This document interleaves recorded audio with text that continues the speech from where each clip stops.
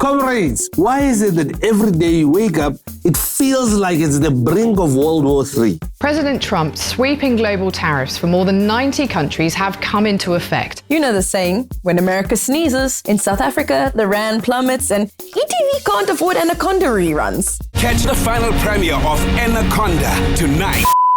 And there goes our chances of watching Survivor Season 49 on SABC.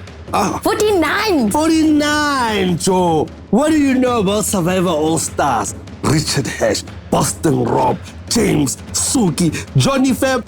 Yo, man, bruh! We get the picture, Jeff. Now you're going to have to pirate it with Elon Starlink. Trump has spoken. Well, in early August, America didn't just sneeze. It coughed. US President Donald Trump has posted a letter to President Cyril Ramaphosa on Truth Social, informing him that South Africa will be charged a tariff of 30% from the 1st of August. Calling Trump's word vomit on social media letters is very generous, Leanne. By some estimates, the tariffs are putting up to 100,000 jobs at risk. You? In Cyril's economy? Sugar. Yep, but how did we get here? Remember when President Ramaphosa met Donald Trump at the White House back in May? Yeah, it was like watching an episode of Survivor Global Diplomacy Edition. It was very awkward, but I thought Cupcake did pretty well. I mean, taking some golfers along, it was like a stroke of genius. I see what you did there. Well, here's Ramaphosa's official reason for the visit. We are essentially here to reset the relationship between the United States and South Africa. After Trump signed a hectic executive order targeting South Africa right after coming into office in February, Ramaphosa had two main goals. One, reassure Trump that white people are alive and still living their best lives in SA. And two, get a trade deal done. With the new tariffs we've been slapped with, it looks like Cupcake did not survive tribal council after all. Well, it turns out our trade offer might not be completely dead just yet. Well, that's good news if it means we can save the jobs, but is this really a good deal for South Africa? And how did our relations with the US get so bad in the first place? Let's get away. Okay, comrades, let's rewind. 3 years back, sleepy Joe Biden was the president and the US-SA relationship was, not toxic, just strained. A sort of weird situationship. Why? Well, South Africa refused to pick a side in Russia's invasion of Ukraine. South Africa is facing criticism for abstaining from the UN General Assembly vote, demanding that Russia immediately withdraw from the Ukraine. Instead, it was hoping to play both sides. I'm playing both sides so that I always come out on top. The US, through its ambassador, claimed SA was funneling weapons to Russia from the Navy base in Simonstown. We are confident that weapons were loaded onto that vessel, and I would bet my life on the accuracy of that assertion. Us selling weapons to Russia. Our Navy is barely functional. Our Air Force is in shambles. Maybe he meant we send them vuvuzelas. That explains where all our vuvuzelas went. I haven't seen one in ages. Every household in this country used to have at least one vuvuzela. And now, no one knows where their vuvuzelas are. Comrade, where's your vuvuzela? It's in Moscow. Then, in early 2024, South Africa took America's bestie, Israel, to the International Court of Justice for genocide. South Africa, the Michael de Broglie of the world. I'm Michael de Broglie, an attorney specializing in personal injury and road accident fund cases. Don't talk to me, talk to my lawyer. And then, in January 2025, the return of the Tangerine Menace. I, Donald John Trump, do solemnly swear that I am up to no good. Donald Trump, who invented a country called Nambia, has never heard of Lesotho, which nobody has ever heard of. And please don't ask him to pronounce this country, is weirdly obsessed with South Africa. The South African situation is very, very dangerous and very bad for a lot of people. There's tremendously bad things going on. You know what I'm talking about. I've had a lot of problems with South Africa. Even Uncle Cyril is confused. And I don't know what Donald Trump has to do with South African land because he's never been here. And he must keep his America. We will keep our South Africa. Just days after getting into office, Trump targeted South Africa with a devastating executive order as punishment for our ICJ case against Israel and for our new expropriation law, which seeks to address historical injustices of apartheid. Uncle Cyril clapped back and stood firm against Trump. And we will not be bullied. But the damage was done.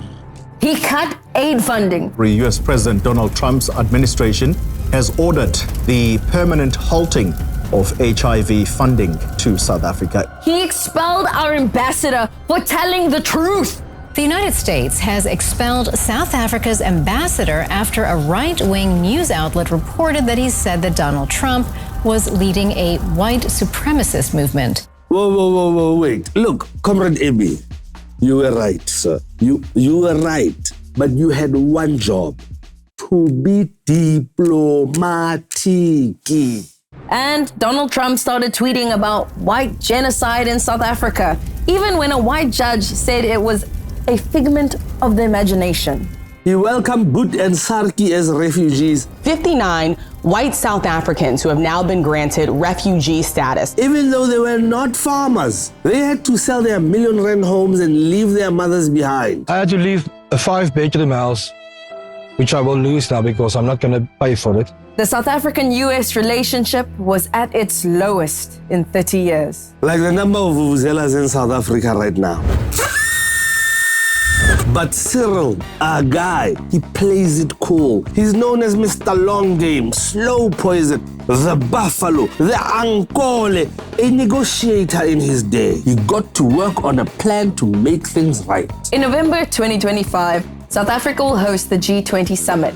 It's a pretty big deal. It's like Mean Girls, but with countries. But only kids with Riz can sit with us. That's so fetch. So Cyril started inviting Western world leaders to visit, and one by one they heaped praise on him and South Africa. South Africa has a vital role on the world stage. You are a leading voice of the global South. And remember Ukraine, the country the US said we were helping Russia to attack with vuvuzelas.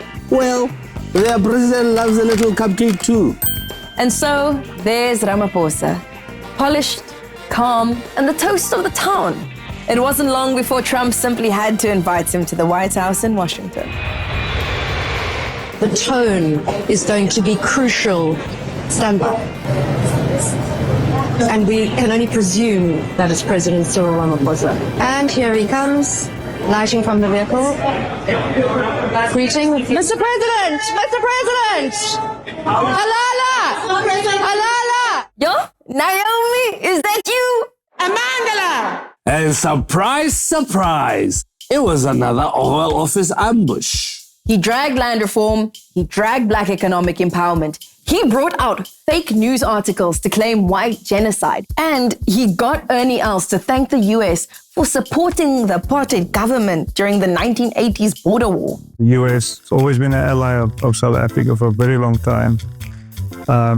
Even in the days of the war, up in Angola, you guys helped us. So. If any else did not sell delicious wine, I'd be so mad at him. The whole thing left Cyril traumatized. Excuse me, turn the lights down. Turn the lights down. I saw the room going a bit dark. They darkened the room. Shame, now poor Cupcake has to sleep with a nightlight.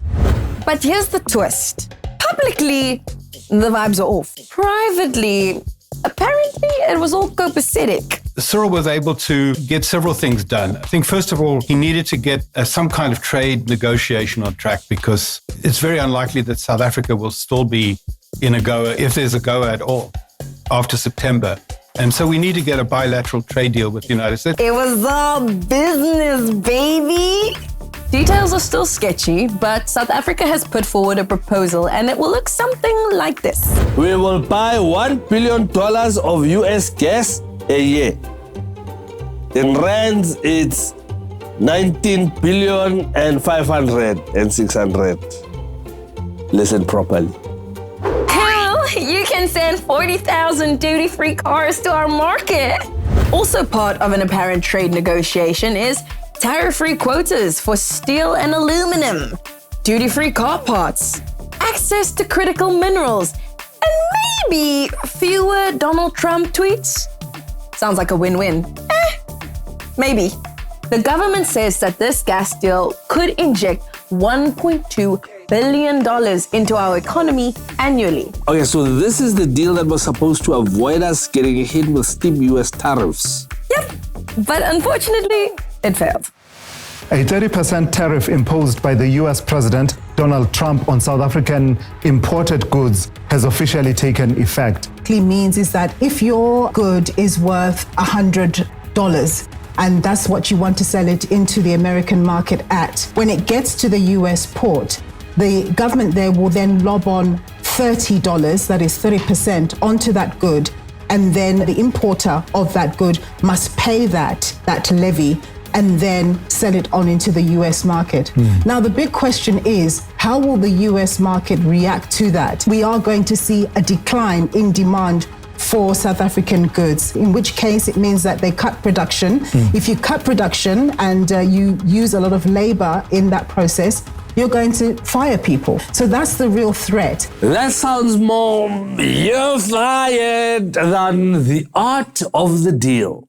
So what are we doing now? The US has actually gagged our politicians and negotiators, so everyone's kind of in the dark. South Africa is under a non-disclosure agreement with the US until the negotiations are complete. But the one part they are saying is that the US wants even more from us. The US has the view that we're not ambitious enough. And they'll have a side of bacon. What the US wants is South Africa to ease restrictions on pork imports. The US also wants South Africa to distance itself from countries like Russia, China, and Iran, and drop BEE rules for US companies invested in South Africa. Sorry, Cupcake, that looks like bullying to me. Where's your money, man? At the time of taping this episode, our politicians are scrambling to appease Lord Trump with a revised deal to try to remove the 30% tariffs imposed on SA since early August. South Africa has capacitated its approach to trade talks with the United States with a new offer on the table described as handsomely generous. This leaves us in a bit of a pickle, comrades. On the one hand, we need good trade relations with the US. On the other, is this deal really in our best interests? Let's talk about gas. Liquefied natural gas. LNG gas. Liquefied natural gas. LNG, liquid natural gas. LPG and LNG might sound like the same thing, but they're not. LPG, like what you use in gas stoves, is made up of propane and butane and stored under pressure. LNG, what the US is hyping up, is mostly methane and it's kept super cold so it stays liquid. Different gases, different uses. And LKG is the queen of Soweto. LKG, the mother. But both come from fossil fuels and both come with climate baggage. The US wants in. We're talking fracking, offshore drilling, pipelines, and yes, investment in South Africa's gas infrastructure. Which would be fire if it was 1997 and the biggest hit was Barbie Girl. Back then, we thought being wrapped in plastic was cool. But it's 2025 and now we know better. We all have 800 Woolies bags at home and we refuse plastic straws. We signed climate agreements promising to move away from fossil fuels. We even made speeches at COP, the UN's annual climate summit. We cannot lose momentum in the fight against climate change. But economists, climate activists, coastal aunties in Gqeberha, they are less convinced. Because this deal isn't just about trade. It's about who profits and who gets burned. We have a slogan, leave the oil under the soil and leave the gas under the grass. And there's a very good technical reason. If we burn it, then we're going to create the greenhouse gases that make our future generations' lives very difficult to lead and possibly lead to mass extinctions. That sounds rather unpleasant. But I thought gas is a lower carbon transition fuel.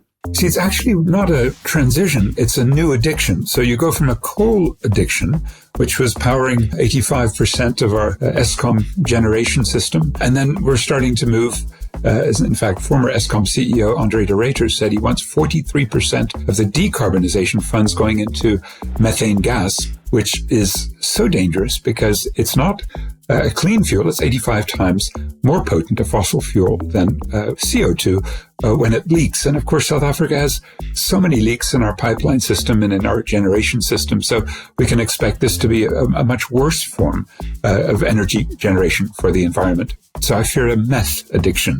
Yo, our government is a tukup. Yes, science. Well, you be the judge. Mr. Minister, we know that Trump is trying to take us back to the dark ages of fossil fuel and deny climate science. He is also trying to make South Africa buy gas, which would be a disaster to the climate. How do you feel? What is your response?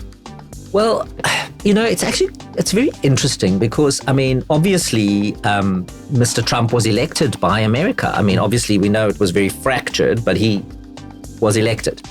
And so now he is the voice of America, right?